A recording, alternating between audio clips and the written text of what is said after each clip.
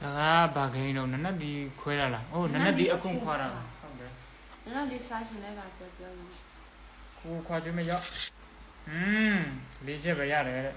ဟုတ်လားအော်လေးချက်အိုးလေးချက်တော့ရအောင်လားမဟုတ်ပါဘူးပုံမှန်ဆိုငါချက်လေတစ်ချက်ပဲချက်နေရှုံးစောပြီ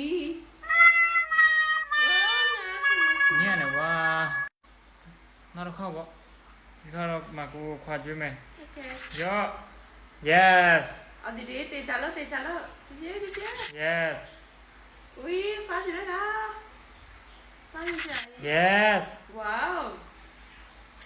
yes ဘယ်ကြီးလဲနည်းနည်းချက်နေတယ်ကွာနောက်တစ်ခေါက်ပေါ့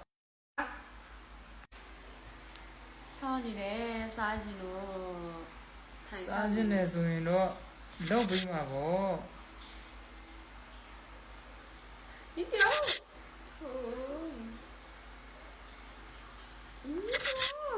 အေးနှစ်ချက်ပဲချက်နေကွာ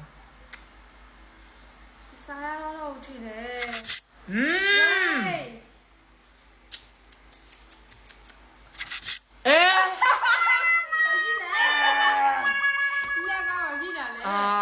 တစ်ချိန်လုံးပဲရှုံးတာတော့မဟုတ်ဘူးကွာဒီလောက်အလွယ်လေးကိုဘာလို့လဲဆိုတော့ငါင်းနဲ့ခွဲကြွေရမှာလားမသိတော့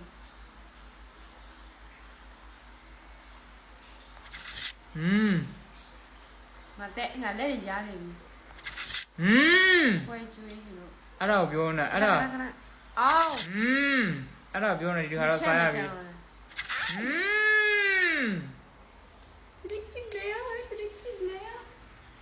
အဲ့ဒါကိုပြောနေကိုယုံစမ်းပါလို့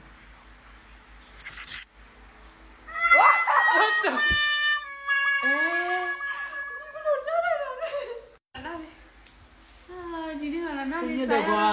စိတ်ညစ်တယ်အလားနည်းပြီးမှကြံတဲ့ဟာကို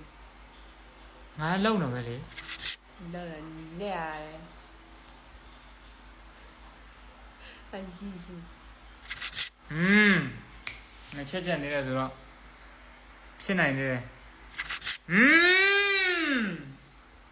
ဒီခါတော့စားရပြီကလေးအော်ဒီအေး